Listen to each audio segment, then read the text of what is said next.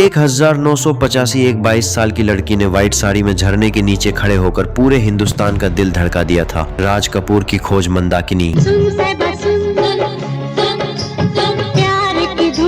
रातों रात एक ऐसी सुपरस्टार बनी जिसे देखने के लिए सिनेमा घरों के बाहर लाखों की भीड़ लगती थी। लेकिन फिर मार्च 1994 में यूएई के एक स्टेडियम से एक ऐसी तस्वीर सामने आई जिसने पूरे देश के होश उड़ा दिए। मंदाकिनी के ठीक बाजू में बैठा था एक शख्स जिसे पूरी दुनिया अंडरवर्ल्ड का डॉन कहती थी। मुंबई ब्लास्ट का मास्टरमाइंड दाऊद इब्राहिम, एक सुपरस्टार हसीना और दुनिया का सबसे बड़ा गैंगस्टर। इन दोनों के बीच क्या रिश्ता था? क्या मंदाकिनी सच में अंडरवर्ल्ड के इशारों पर नाच रही थी? और सबसे बड़ा सवाल, उस तस्वीर के बाद मंदाकिनी अचानक कहाँ गायब हो गई? आज खुलेगा बॉलीवुड का सबसे गहरा और काला राज। वीडियो को एंड तक देखना, क्योंकि कहानी के आखिरी में एक ऐसा ट्विस्ट है जो आपने सोचा भी नहीं होगा।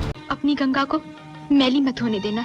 कहानी शुरू होती है मेरठ से। नाम था यास्मीन जोसेफ, एक एंग्लो इंडियन परिवार की लड़की जिसके सपने बड़े थे। दौर के सबसे बड़े शोमैन राज कपूर अपनी नई फिल्म राम तेरी गंगा मैली के लिए एक नया चेहरा ढूंढ रहे थे। उन्हें एक ऐसी लड़की चाहिए थी जो बिल्कुल गंगा की तरह पवित्र और मासूम लगे। यास्मीन का ऑडिशन हुआ और राज कपूर ने पहली नजर में कह दिया, मिल गई मेरी गंगा। उन्होंने नाम बदला और रखा मंदाकिनी। फिल्म आई और तबाही मचा गई। मंदाकिनी की मासूमियत और उनके बोल्ड सीन्स ने बवाल खड़ा कर दिया। मंदाकिनी रातों रात बॉलीवुड की टॉप हीरोइन बन गई। मिथुन चक्रवर्ती, गोविंदा, आदित्य पंचोली, हर बड़ा एक्टर उनके साथ काम करने के लिए तरसने लगा। मंदाकिनी का करियर रॉकेट की तरह ऊपर जा रहा था। उन्हें लग रहा था कि दुनिया उनके कदमों में है, मगर उन्हें नहीं पता था कि दुबई में बैठा एक शख्स टेलीविजन पर उन्हें देख रहा था और उसकी निगाहें मंदाकिनी पर टिक चुकी थीं। 90s का दौर, जब बॉलीवुड पर मुंबई के भाइयों का राज चल रहा था। फिल्मों की कास्टिंग से लेकर फाइनेंस तक सब कुछ दुबई से तय होता था। और इसी दौर में एक अफवाह उड़ी कि डी कंपनी के बॉस दाऊद इब्राहिम का दिल एक हेरोइन पर आ गया है। शुरुआत में लोगों ने इसे सिर्फ एक गॉसिप समझा, लेकिन फिर आया साल 1994।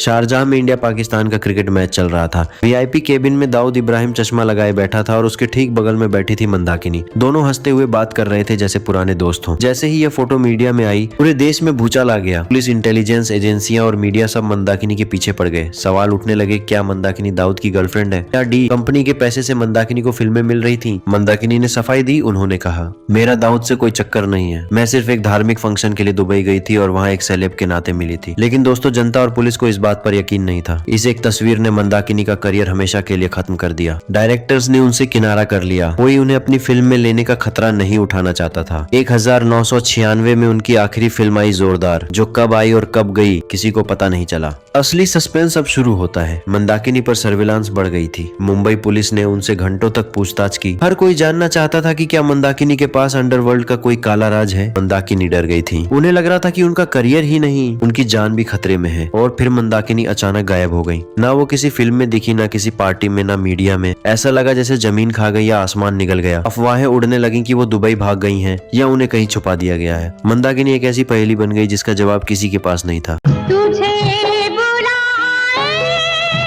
सालों बाद जब इस हसीना को लोग भूल चुके थे, तब मंदाकिनी वापस सामने आए। लेकिन इस बार उनका रूप देखकर सब दंग रह गए। वो ना तो दुबई में थी, ना किसी गैंगस्टर के साथ। मंदाकिनी ने अंडरवर्ल्ड और बॉलीवुड की उस दलदल से निकलने के लिए एक ऐसा रास्ता चुना जिसकी उम्मीद किसी को नहीं थी। उन्होंने दलाई लामा के एक शिष्य डॉक्टर काग्युर टी रिम्पोछे ठाकुर से शादी कर ली। वही डॉक्टर रिम्पोछे जो बचपन में मर्फी रेडियो के एड में आने वाले वो मशहूर बच्चे थे। मंदाकिनी ने बुद्धिज्म अपना लिया। वो पूरी तरह से बदल गई। जो हसीना कभी मुंबई की सबसे ग्लैमरस लड़की थी, वो अब तिब्बती मेडिसिन सिखाने लगी और योग क्लासेस लेने लगी। आज वो मुंबई में ही अपने परिवार के साथ एक सुकून की जिंदगी जी रही हैं। दोस्तों, मंदाकिनी की कहानी हमें सिखाती है कि चाहे आपके जीवन में कितना भी बड़ा तूफान क्यों ना आए, अगर आपके अंदर बदलने की चाहत है तो आप अपनी जिंदगी का एक नया और खूबसूरत चैप्टर शुरू कर सकते हैं। मंदाकिनी ने दलदल से निकलकर सुकून को चुना। आपको क्या लगता है, क्या मंदाकिनी सच में मजबूर थी या वो हालात का शिकार हो गई थी? अपनी राय कमेंट बॉक्स में जरूर बताना। वीडियो अच्छी लगी तो लाइक करो, शेयर करो और चैनल को सब्सक्राइब करना मत भूलना। दोस्तों, मिलते हैं अगले वीडियो में एक नए राज के साथ। तब तक के लिए स्टे कनेक्टेड।